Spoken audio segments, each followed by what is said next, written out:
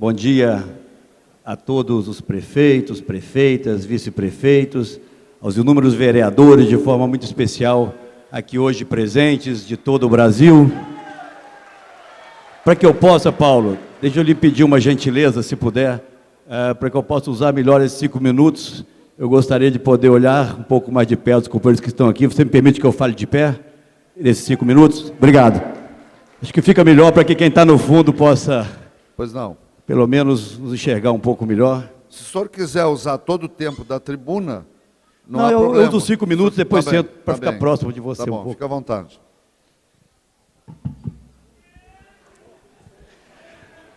Portanto, mais uma vez eu quero agradecer a oportunidade de estar aqui em mais essa marcha dos prefeitos a Brasília, e que tem um caráter absolutamente distinto de muitas outras. Ela acontece no momento em que os brasileiros se preparam para discutir e definir o seu futuro. E a minha tranquilidade está aqui é enorme. Eu, desde muito cedo, tenho a causa federativa e municipalista como a mais relevante de todas aquelas que tenho defendido. Não de agora. Desde que tive a oportunidade, como presidente da Câmara, de buscar introduzir uma agenda da federação, depois, quando governei por 8 anos, o Estado brasileiro, que tem o maior número de municípios, somos 853, e uma saudação especial aos companheiros de Minas Gerais, aqui estão presentes. Eu sempre tive uma compreensão absolutamente clara. Ou nós refundávamos, ou agora no presente, refundamos a federação no Brasil, ou nós vamos caminhar cada vez mais para viver no Estado unitário. E o que vem acontecendo, a realidade é essa. Ao longo de todos os últimos anos, e por justiça, não acho que foi apenas no período de governo do PT, ela se agrava, essa concentração, mas ela vem vindo de outros períodos de governo, o que tem levado inúmeros, centenas, milhares de municípios brasileiros quase à condição de insolvência. Nesse período pré-eleitoral, os discursos costumam ser muito convergentes. Portanto, eu quero resgatar, é um compromisso feito por mim há muitos e muitos anos, e que me levou, por exemplo, presidente Paulo Zuccoski, a quando cheguei no Senado da República, apresentar a minha primeira proposta de emenda à Constituição. Está lá, tramitando. Infelizmente, a base do atual governo não tem permitido que ela avance. E ela é muito simples. Ela simplesmente impede que o governo federal faça bondade com o chapéu alheio, com o chapéu dos municípios brasileiros em especial. A PEC 31 está lá, e aqui de público, no momento em que todos esses discursos são convergentes, eu quero pedir o apoio dos partidos da base, de outros partidos que hoje estão no campo oposicionista, para apoiarem a PEC 31 de minha autoria, que simplesmente permite que o governo federal possa fazer desonerações. Elas são importantes em determinados momentos para garantir sobrevivência ou competitividade para determinados setores, mas que ele faça a compensação com a parcela de receita que lhes cabe e não com a parcela do que caberia ao Fundo de Participação dos estados e municípios. Existe uma agenda da federação obstruída hoje no Congresso Nacional. Eu me lembro, Paulo, que nós estivemos lá quando você organizou um grande evento, mais uma vez, e lá estavam prefeitos de inúmeras regiões do Brasil. Eu me lembro do prefeito Arthur Virgílio de Manaus, que me acompanha, liderando esse movimento. Estabeleceram-se ali alguns pontos da chamada pauta federativa. Absolutamente nenhum deles avançou até aqui. Portanto, quero de público deixar aqui um compromisso, que parte de uma visão não conjuntural, não circunstancial em razão de uma eleição, mas uma visão conceitual que tenho há muito tempo. Precisamos sim aumentar a parcela do Fundo de Participação que cabe aos municípios. A proposta da senadora Ana Amélia deve ter prioridade para votação no Congresso Nacional. O governo hoje gasta muito e gasta mal. Para citar apenas um exemplo, lamentando, me permitam que não possa estar dizendo isso aqui na frente da candidata, porque mais uma vez ela se nega, a presidente da República, a estar presente num fórum dessa importância, dessa gravidade, quando se discute o futuro do país, para que nós possamos dizer de forma muito clara que em 2003, quando assumiu esse grupo político que hoje governa o Brasil, 53% de tudo que se gastava em saúde pública vinha da União. 11 anos se passaram, hoje apenas 44,5% vem da União. Vamos falar de outra tragédia nacional, segurança pública? Aí a omissão do governo é criminosa. Acho que o termo mais adequado é esse. 87% de tudo que se gasta em segurança pública no Brasil hoje vem dos estados e municípios. Portanto, no momento em que se aproxima uma eleição, é preciso não apenas ouvir aquilo que os candidatos têm a dizer, mas é preciso perceber, olhar aquilo que os candidatos fizeram ao longo da sua história. Portanto, já atendendo ao presidente Paulo, para que eu não ultrapasse aqui o tempo, eu quero oferecer a vocês a minha história, as minhas convicções, a minha fé no municipalismo, para nós transformarmos de verdade o Brasil. Muito obrigado.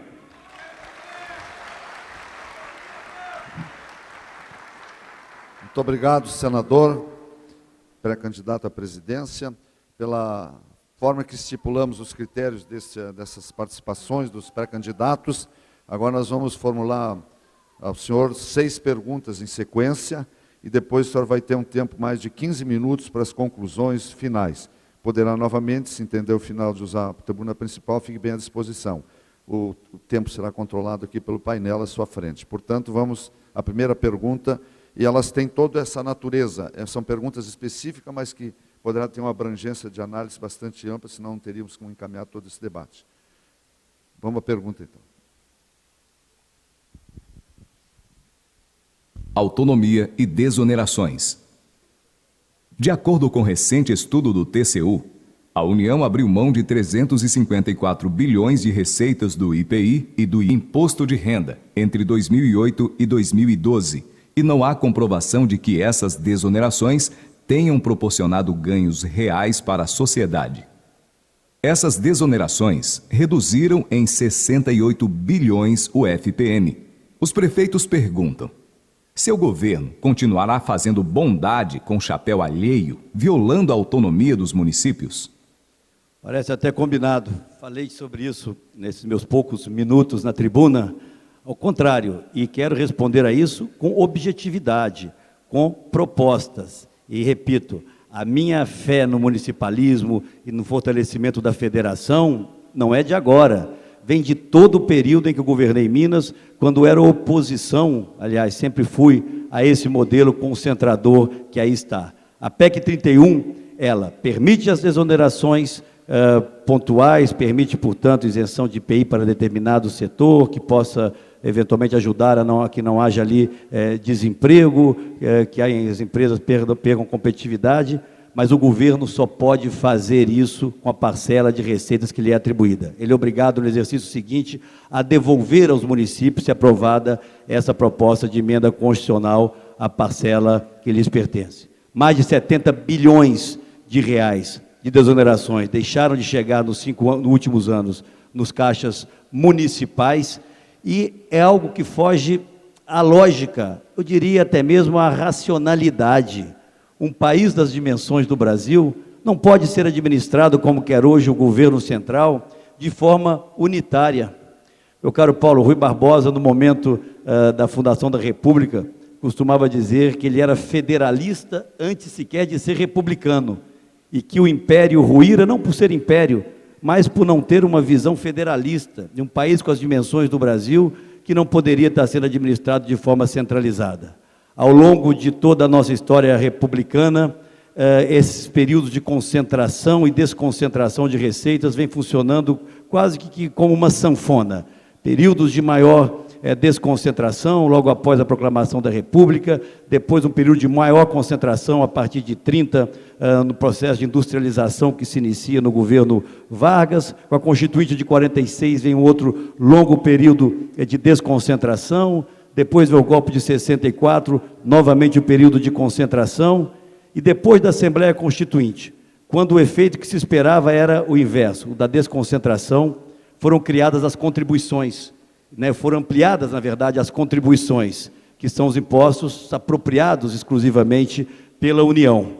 E, a partir daí, no conjunto da arrecadação, as contribuições passam a ter um peso maior que IPI, que Imposto de Renda, que são os impostos que contribuem à cesta a ser distribuída com estados e municípios. Portanto, nós precisamos estabelecer regras e regras claras. Para a União, quando você estabelece, por exemplo, na discussão da lei orçamentária, uma nova despesa, você tem que garantir imediatamente, concomitantemente, a receita que vai pagar aquela nova despesa. Isso não acontece em relação aos municípios. As despesas se sucedem e, ao contrário de garantir receita, as receitas, por uma ação de um governo unitário, centralizador, lhes são retiradas.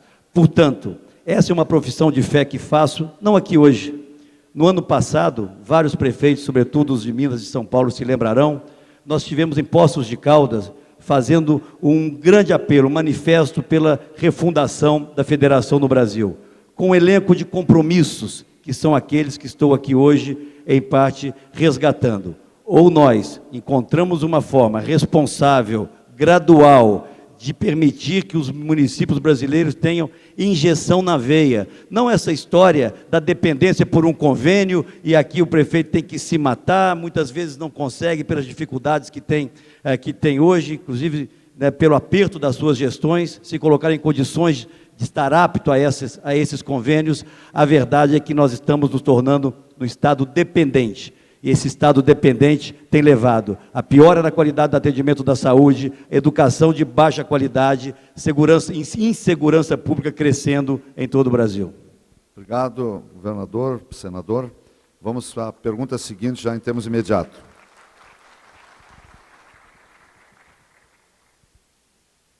Programas federais. A equipe do programa Saúde da Família, PSF, composta de um médico, um enfermeiro e um técnico de enfermagem, custa em torno de 32 mil mensais. E o repasse do governo federal varia entre 7 mil e 10 mil. Ou seja, os municípios bancam mais de 2/3 do custo do programa do governo federal. Hoje, são mais de 390 programas federais que seguem a mesma lógica de subfinanciamento. Seu governo manterá essa política predatória em relação aos entes locais? Qual a mudança que seu governo implementará na sistemática de gestão dos programas de forma a respeitar a autonomia dos municípios?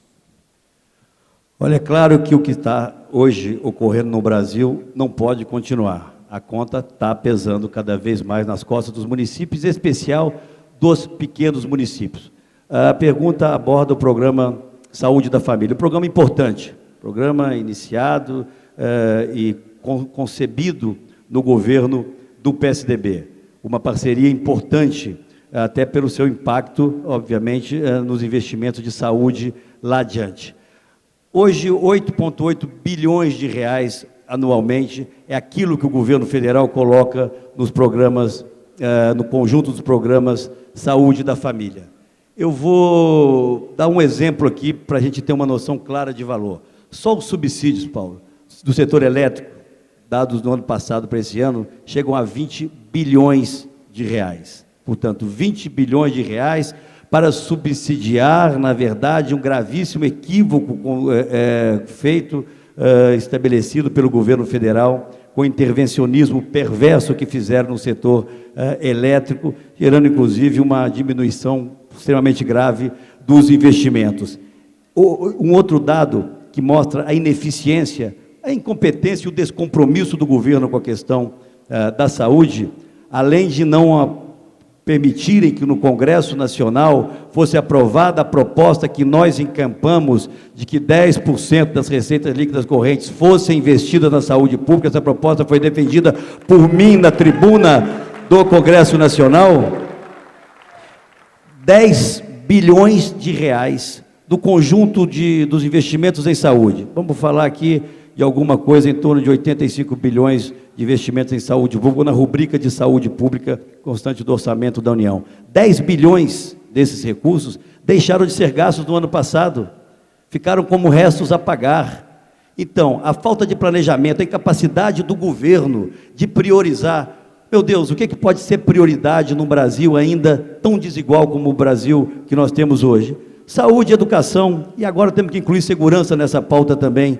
Não pode haver, por parte do governo federal, um descaso tão grande com os investimentos em saúde. 10 bilhões deixaram de ser gastos do ano passado e apenas 8,8 bilhões foram os recursos gastos no programa Saúde da Família. Eu volto àquilo que disse inicialmente, nós temos que interromper essa roda que gira só a favor da União, e a partir daí fazemos com que essa roda gire em favor da federação, com gestão dos investimentos em saúde pública, que no governo do PSDB, como da educação, não serão contingenciados, absolutamente nada de saúde será contingenciado, e nós vamos construir uma parceria, Paulo, não apenas essa protocolar, no Comitê de Articulação Federativa que foi criado, e a sua participação nisso foi vital, mas não foi muito além do conjunto de boas intenções.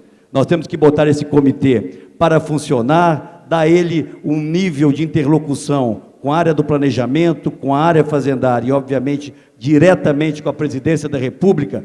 Por quê? E esse é um compromisso claro que já fiz em outros fóruns e aqui quero deixar de forma definitiva. Não haverá a criação ou aumento de qualquer despesa para os municípios sem que essa Câmara funcione, essa Câmara participe e a Confederação Nacional dos Municípios vai ter um assento permanente nela. Muito obrigado. Na sequência, por gentileza, a nova pergunta.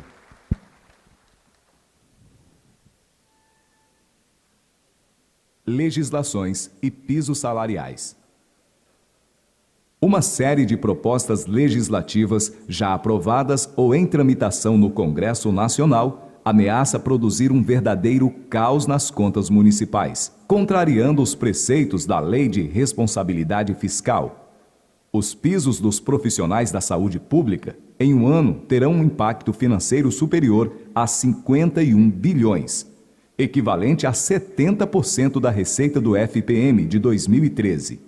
Somado a isso, os reajustes anuais do salário mínimo afetaram a folha de pessoal das prefeituras, sobretudo as do Norte e Nordeste, em que o município é muitas vezes o principal empregador.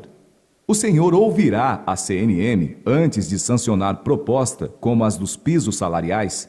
Seu governo fortalecerá o atual Comitê de Articulação Federativa, CAF, ou pretende legitimar outra instância de diálogo? Olha, em primeiro lugar, eu acabei de me referir aqui ao Comitê de Articulação Federativa.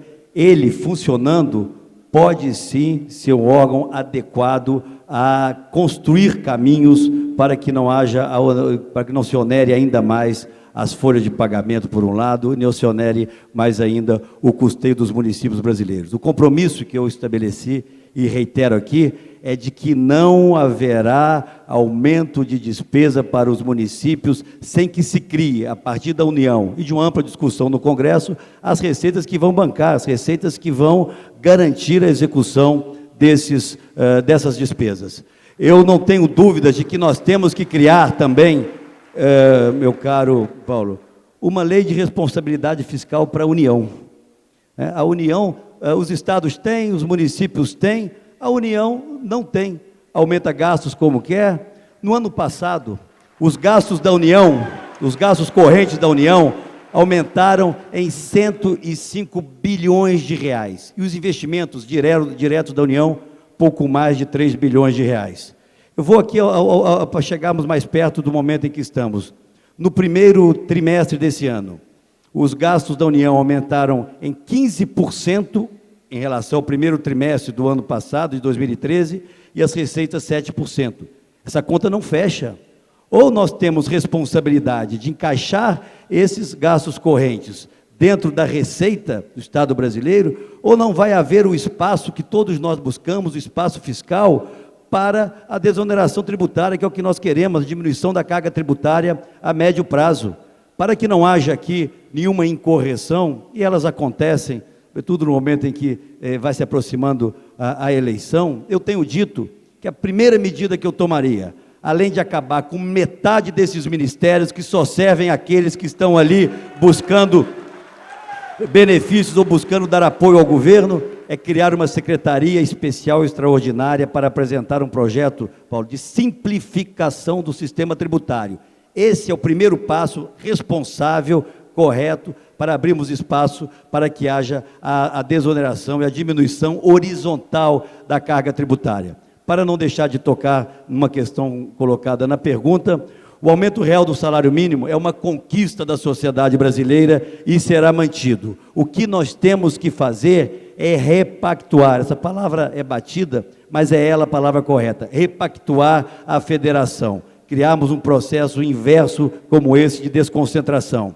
Isso passa também por uma proposta que apresentei de fim do PASEP, da tributação entre entes federativos, algo absolutamente inconcebível.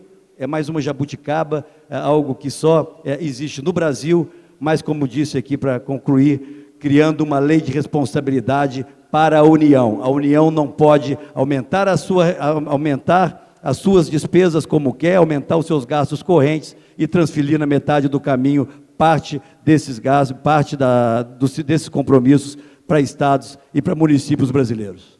Obrigado, senador. Na sequência, encaminhando a próxima pergunta. Educação. Atualmente, com mais de 50 milhões de matrículas na educação básica, o principal mecanismo de financiamento da educação é o Fundeb, composto por recursos na ordem de 117 bilhões em 2014.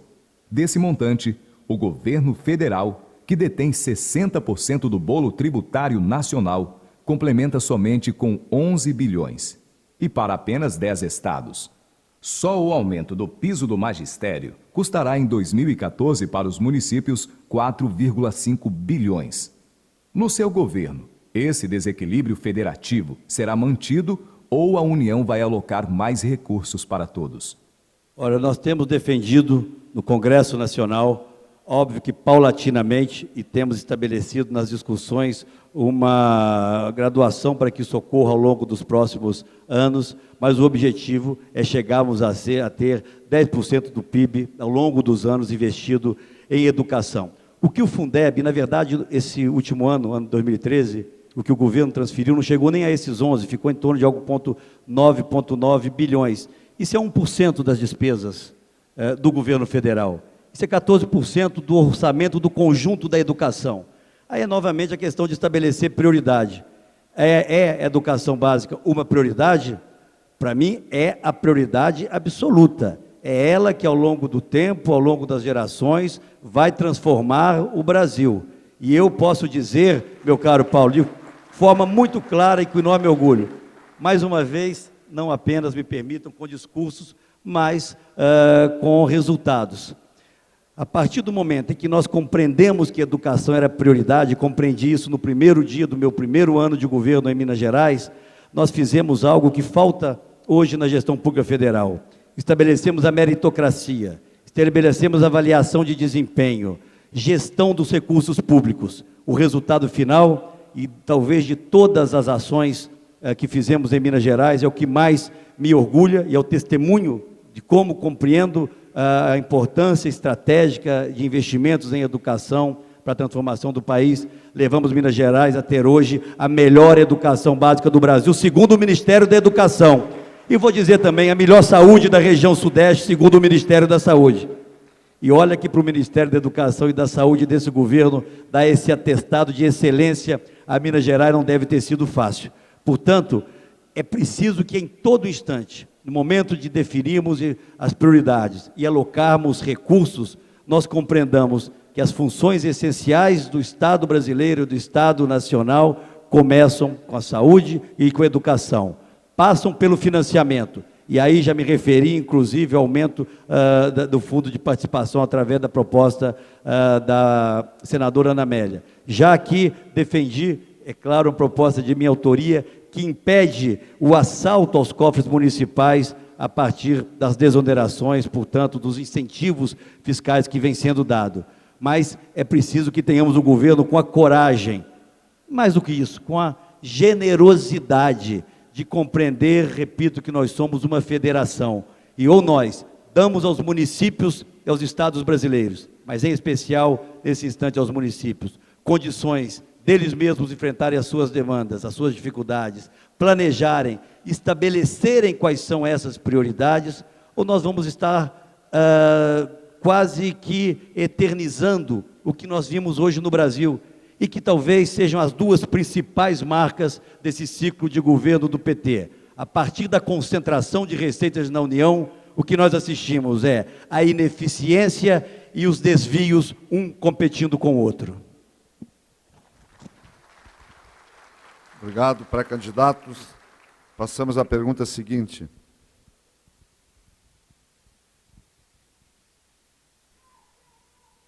Saúde. A legislação obriga os municípios ao investimento mínimo de 15% em saúde. Em 2013, a média de comprometimento dos orçamentos municipais chegou a 21,9%, CIOPS. A União, que não teve percentual mínimo de gasto em saúde definido pela Lei Complementar 141/2012, em desrespeito à Constituição, investiu em 2013 somente 8,4% da receita bruta. Como a melhoria dos investimentos em saúde é uma das reivindicações da sociedade, qual o percentual mínimo que o seu governo se comprometerá? E como o senhor pretende conduzir a política de financiamento do SUS, garantindo a descentralização dos recursos para atender às necessidades locais das populações? Eu já tive a oportunidade de tocar nesse tema. No ano passado, a rubrica de saúde chegou a alguma coisa em torno de 83 bilhões e pouco. 10 bilhões não foram executados, e isso mostra a incapacidade do governo de planejar. É essencial que nós resgatemos hoje, no seio da sociedade brasileira, mas sobretudo no coração do governo, a meritocracia, por um lado, porque ela vai ser um instrumento eficaz para que haja planejamento e as prioridades sejam claras e justamente definidas. O que nós temos que compreender é que os municípios têm que ter eles próprios, como eu falei aqui, injeção na veia, eles próprios condições de enfrentarem as suas dificuldades. Não vai haver isso sem que haja um grande e novo pacto nacional. E quero aqui, já sei que caminho para o final dessa minha participação, talvez acho que mais uma pergunta apenas. A primeira proposta que encaminharei ao Congresso Nacional, se eleito presidente da República, será a agenda da federação, Paulo. Os mesmos temas que há 10, 15 anos nós estamos discutindo serão objeto da prioridade absoluta do governo para que nós possamos criar as condições, repito aqui, sempre chovendo no molhado, para que haja gestão dos recursos públicos, gestão adequada, com começo, meio e fim. E cito um exemplo que me agrada muito, e que nós implantamos em Minas, e me perdoe sempre aqui citar Minas, mas é o exemplo que tenho para mostrar a vocês das minhas convicções e da capacidade que acredito o Estado tem para enfrentar as suas demandas. Para você ocupar hoje um cargo na área administrativa e financeira do Estado de Minas Gerais, é preciso você passar por uma certificação externa, feita, no nosso caso de Minas, pela Universidade Federal do Estado. Nós estamos construindo carreiras no Estado brasileiro, eficazes, carreiras remuneradas de forma adequada, porque elas são essenciais para que nós possamos estabelecer, repito, o planejamento, o acompanhamento dos gastos e, obviamente, até o resultado final. Não existe nenhuma medida de maior alcance social numa sociedade do que a boa aplicação do dinheiro público, com planejamento, com transparência e com acompanhamento. Tudo o que vem faltando ao governo federal. No Congresso Nacional, nós apoiamos a proposta de que tenhamos 10% das receitas brutas investidas em saúde. Fizemos até o escalonamento para que isso pudesse ocorrer, e temos que voltar a defender essa proposta. Bem, como agora nós nos encaminhamos para a última pergunta, eu quero lhe deixar à disposição, se o senhor quiser responder já na sequência, para não haver interrupção. O senhor terá os 19 minutos para a conclusão, se assim entender. Fique bem à vontade, se quiser ir para a tribuna principal.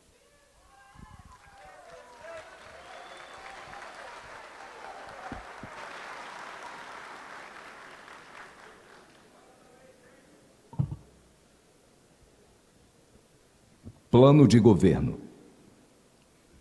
As questões anteriores são uma pequena demonstração da insustentável situação por que passam os municípios brasileiros. Vive-se uma crise federativa sem precedentes, pois somos constantemente desrespeitados em nossa autonomia, sem ter direito à voz nas decisões que nos atingem. Em vista disso, qual a sua proposta de governo para os municípios brasileiros?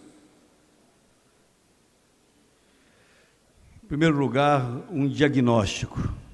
Quando assumiu o atual governo, a parcela de participação dos municípios no bolo tributário era de alguma coisa acima de 14%. 3 anos se passaram, isso caiu para alguma coisa em torno de 11%. Isso é adequado? Isso é racional para um país com mais de 5.500 municípios? É óbvio que não. Em todos os discursos do atual governo, nós escutamos uma palavra em favor dos municípios. E em todas as ações do atual governo, nós assistimos uma consequência perversa para com os municípios brasileiros. O que me dá tranquilidade, presidente Paulo, o que me dá tranquilidade, amigos e amigas prefeitos e prefeitas que aqui estão, é que eu vou fazer uma campanha, e estou realmente me preparando para ela, e agradeço aqui a presença de tantos companheiros que me acompanham hoje nesse ato, dizendo a verdade, defendendo as minhas convicções. Eu não terei um discurso errático, um lá atrás, outro aqui. Eu defendia o fortalecimento da federação e, por exemplo, a renegociação da dívida dos estados, também como instrumento nessa direção, desde lá de trás, desde que eu era presidente da Câmara, desde que eu fui governador de Minas Gerais. Eu previa, eu tenho inúmeros pronunciamentos, inúmeras ações que vêm exatamente na direção de uma refundação da federação no Brasil. Não faço isso como discurso às vésperas de eleição. Faço isso porque qualquer que seja o próximo presidente eleito, ele não terá condições de administrar com resultados minimamente adequados e razoáveis se não tiver a generosidade de compreender que tem, como disse, que interromper essa lógica de concentração de receitas. Eu cheguei no Congresso, alguns colegas estão aqui, poucos, em 1988, na Assembleia Nacional Constituinte. Naquele tempo, a soma das contribuições, os impostos apropriados única e exclusivamente pela União, representavam cerca de 20% do conjunto do que se arrecadava com a soma de IPI e de imposto de renda, os impostos compartilhados com estados e municípios. O que ocorreu de lá para cá? Aumentou-se as contribuições, apropriadas exclusivamente pela União, e todas as bondades que foram feitas foram exatamente com os impostos compartilhados. Eu estarei, ao longo dessa caminhada, muito provavelmente me encontrando com várias lideranças que aqui estão, nos seus estados, nos seus municípios, defendendo exatamente aquilo que eu defendia lá atrás. A pauta da federação não pode ser a pauta de um partido político, de um grupo de alianças que vai disputar a eleição. Ela é a causa da cidadania. A gravidade hoje da situação da saúde pública, a gravidade da situação da segurança pública e a péssima qualidade da educação são acompanhadas com uma passiva omissão do governo federal, como se segurança fosse só responsabilidade dos estados, principalmente dos estados, e nós sabemos que os municípios estão sendo obrigados também, sim, a investir em segurança municipal, e esquecem que o controle das nossas fronteiras, que o tráfico de drogas e o tráfico de armas são responsabilidades constitucionais da União. Por outro lado, quando se fala em saúde, e nunca é demais repetir aqui esses dados, não é lógico, não é justo que o governo tenha assumido em 2003, investindo com a herança do nosso governo, a bendita herança do nosso governo, investindo 53% a União de tudo que se investia em saúde, hoje seja alguma coisa em torno de 44% a 45%. Quem paga a conta? Olha, vai ser dificílimo você achar um município no Brasil hoje que invista menos de 25% da sua receita em saúde pública, porque não dá para deixar o cidadão na porta do posto de saúde, sem remédio, sem médico, sem atendimento. Foram 13 mil leitos hospitalares que foram fechados nesses últimos 4 anos no Brasil. Portanto, na área da saúde, na educação, na gestão do Estado brasileiro, o que vem faltando mesmo é planejamento, é eficiência. Nós precisamos resgatar o Estado brasileiro, que hoje serve apenas a um projeto de manutenção do poder. Eu quero, já no final dessas minhas palavras, fazer mais uma profissão de fé. Num país extraordinário, num país que tem potenciais hoje incomparáveis em relação, seja aos nossos vizinhos ou a outros países em desenvolvimento. É natural, é aceitável que o Brasil seja o país que menos vai crescer nessa última década em toda a América do Sul, em toda a América Latina? Será que é justo, depois de 11 anos, nos deixarem como legado crescimento pífio, inflação saindo de controle e uma perda de credibilidade crescente do Brasil? No plano da gestão e da infraestrutura, e isso interessa, claro, a quem produz no Brasil, a quem trabalha no Brasil, aos líderes municipais. O Brasil virou um grande cemitério de obras inacabadas, com sobrepreços espalhados por todo o Brasil. No plano social, uma grande marca desse governo, está aí, claro, para quem quiser ver, a saúde só piorou, a insegurança só se agravou. Quisemos fazer uma proposta no Congresso Nacional, de um Plano Nacional de Segurança e de uma revisão no nosso Código Penal e Código de Processo Penal, a base do governo impediu, como se estivesse tudo bem no Brasil. Há poucos dias atrás, um ranking internacional extremamente qualificado, entre 77 países, colocou o Brasil na penúltima colocação em qualidade da educação. Isso é justo? É aceitável? É o nosso destino? Claro que não. Não é o Brasil que vai mal. O problema do Brasil não são os brasileiros. O problema do Brasil, e vou dizer com toda clareza, é esse governo que está aí, que não compreende o tamanho da sua responsabilidade. E a emoldurar o conjunto dessa obra, para mim, a pior das heranças, e peço licença ao Paulo para encerrar com uma última afirmação, a pior dessas heranças, a pior de todas elas, maior do que a concentração absurda de receitas, o abandono da segurança, da saúde e da educação, as obras abandonadas pelo Brasil e com sobrepreços, a situação caótica da economia. A pior e a maldita herança desse governo é o baixíssimo padrão ético que orienta as ações das nossas empresas públicas. Sucatearam a Petrobras, quebraram metade do valor da Eletrobras, já foi embora. E hoje a perda de confiança no Brasil afeta investimentos, e isso afeta renda e empregos no Brasil. Termino essas minhas explanações, porque esse será um tema recorrente. Achei que era assim. Então vamos continuar com o maior prazer. E vou dizer uma coisa para vocês, olha, nós vamos ter um encontro marcado. Eu quero crer que nesse debate, e eles serão muitos, e aqui, Paulo, eu quero agradecer essa extraordinária oportunidade e dizer, conte comigo, conte com a minha presença, nesse e em todos os debates que vão acontecer no Brasil, em todos os estados, em todas as emissoras de televisão e de rádio, e quero que a Presidente da República esteja lá para responder por esse governo, para defender inclusive o seu governo. Eu estarei lá para dizer que em benefício do Brasil, esse ciclo de governo tem que ser encerrado. O que está em jogo é algo que vai muito além da vitória do PSDB, da derrota do PT ou de quem quer que seja. Está na hora de uma nova convergência nacional, está na hora de elevarmos o debate político, está na hora de apresentarmos uma proposta de reforma política convergente. E eu quero aqui dizer aos senhores que essas propostas, esses temas serão debatidos e apresentados por nós durante a campanha eleitoral. O tempo passou.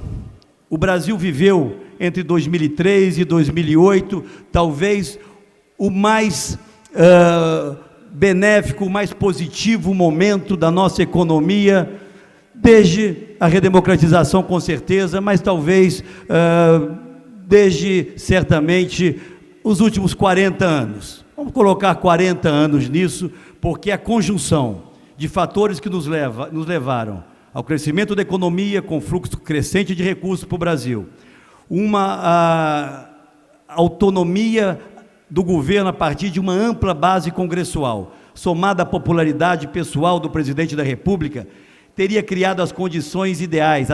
Aí sim não seria a tempestade perfeita que se aproxima, mas o céu de brigadeiro, para que nós pudéssemos ter feito as reformas que estariam levando hoje o Brasil a crescer de forma muito mais sólida, de forma sustentável por muitos anos. Portanto, isso não foi feito. Em todos os instantes em que o governo se viu frente a frente com contenciosos, em todo momento em que o governo teve que contrariar determinados interesses, abandonou a discussão da reforma previdenciária, da reforma administrativa, da reforma política e da própria reforma do Estado brasileiro. Não se governa um país da complexidade do Brasil sem coragem, sem responsabilidade. Eu vou repetir uma frase que disse outro dia, e tem sido muito mal interpretada, mas vou repetir exatamente como disse: se eu tiver o privilégio de vencer essas eleições, não governarei como o atual governo, de olho nos índices de popularidade das pesquisas. Vou governar com responsabilidade para com os brasileiros, porque o mal foi feito. O mal é a inflação recrudescendo, já em torno de 6,5%, e com preços hoje contidos de energia, de combustíveis, de transportes públicos. O mal já está feito com o crescimento pífio do Brasil. Eu tenho andado pelo Brasil, como vocês sabem, mas também por outras partes do mundo. O Brasil está no final da fila. Em 99, Arthur, quando foi criada a expressão dos BRICS, Rebeca, o Brasil foi eleito pela comunidade internacional como um dos países, ao lado da África do Sul, ao lado da China, ao lado da Índia, em condições de crescer. Era o país que estava buscando um lugar à sombra ao lado dos países desenvolvidos. 11 anos se passaram, agora nós estamos ao lado da Turquia, da Indonésia, nós somos os FRICS, os países em que ninguém mais confia. Portanto, resgatar a credibilidade do Brasil com a política fiscal corajosa e transparente, sem essa maquiagem absurda, que é talvez o mais importante fator que leva a essa perda de credibilidade, com tolerância zero com a inflação, fazendo o que nós fizemos lá atrás, porque você pune a sociedade brasileira e os mais pobres, mesmo aqueles que recebem os benefícios sociais, que, diga-se de passagem, para que não haja dúvida, para quem está com problemas de memória, foram iniciados no governo do PSDB, mas se a inflação pune na outra ponta, o efeito é muito menor. Olha, para não deixar dúvida, inclusive aos prefeitos que aqui estão, do Nordeste, de onde vim essa semana, do Norte, e também, até mesmo do meu estado e de alguns outros estados brasileiros. Isso é uma grande bobagem, esse discurso irresponsável, oportunista de véspera de eleição. O Bolsa Família veio para ficar, ele está hoje enraizado na paisagem econômica e social do Brasil. A única diferença que tenho em relação ao PT sobre o Bolsa Família é que para nós que o criamos lá atrás, através do Bolsa Alimentação e do Bolsa Escola, ele é o ponto de partida. Para o PT é apenas o ponto de chegada. Portanto, qualificar as políticas públicas, avançar nos programas que dão resultado, que diminuem a miséria, é essencial. E aqui é preciso que fique absolutamente clara a ação do governo no Congresso Nacional, oposta ao discurso do governo. Ontem mesmo, o governo impediu, por uma manobra da maioria da base governista, que uma proposta de minha autoria, que garantia o reajuste da tabela de imposto de renda pelo IPCA do ano anterior, fosse apresentada e fosse votada. Sabe por quê? Porque não queriam que a presidente a vetasse, ou não queria a própria base ter que votar contra. Hoje, estaria sendo votada na Comissão de Assuntos Sociais do Senado, mas a maioria do governo ia votar contra, e nós resolvemos retirar para voltar na semana que vem, uma proposta que coloca o programa Bolsa Família na condução de programa de Estado. Ele não pode ser de um partido político para ser instrumento de eleição toda hora. Ele é da sociedade brasileira, será mantido e será aprimorado. Portanto, a agenda que nós temos pela frente é enorme. Os desafios não serão pequenos, mas o Brasil, mais do que nunca, precisa de um governo sério e honrado. Precisa de um tempo onde a ética e a eficiência possam caminhar juntas na vida pública.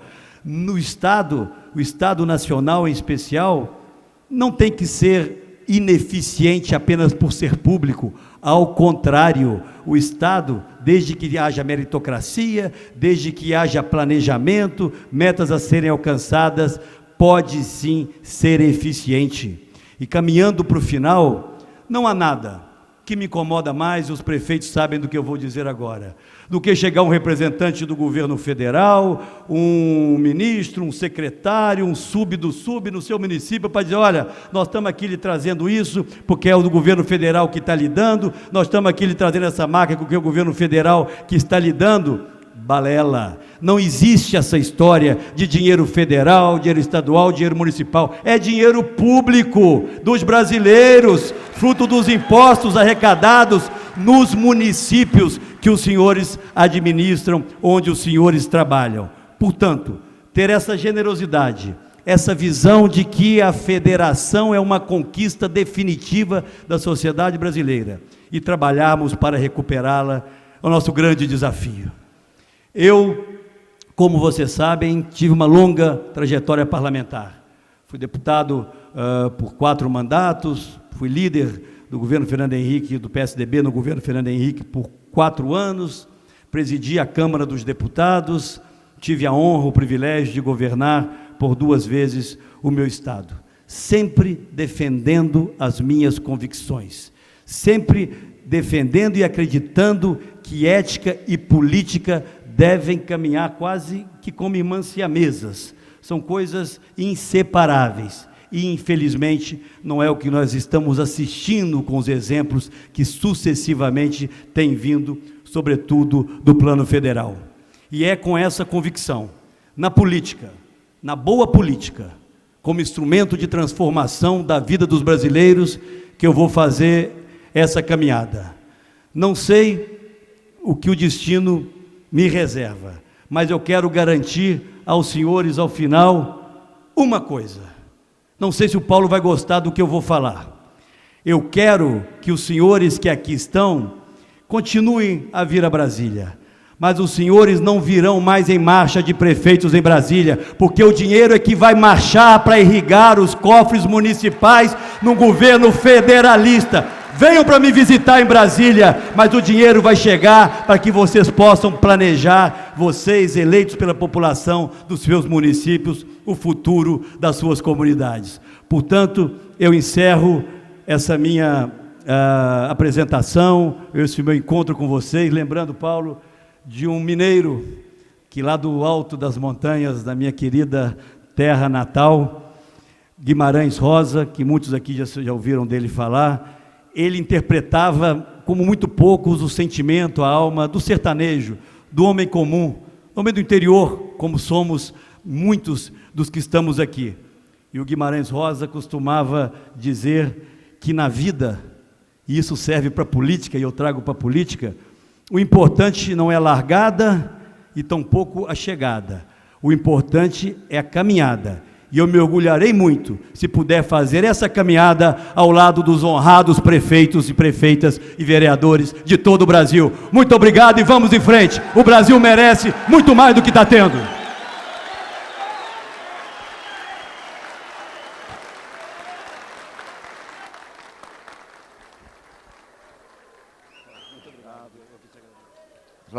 Queria agradecer a presença do senador Aécio Neves, pré-candidato à presidência da República, e também homenageá-lo nesse momento, e a Associação Mineira de Municípios, presidida por Antônio Andrade. Os prefeitos de lá, ampla maioria, têm sido seus amigos, né, estão aqui conosco mais uma vez, e agradecer a sua presença, desejar uma boa campanha as prefeituras do Brasil, os vereadores estão à sua disposição para o diálogo e que possamos nos encontrar proximamente também nessa nossa luta. Muito obrigado pela sua presença e obrigado.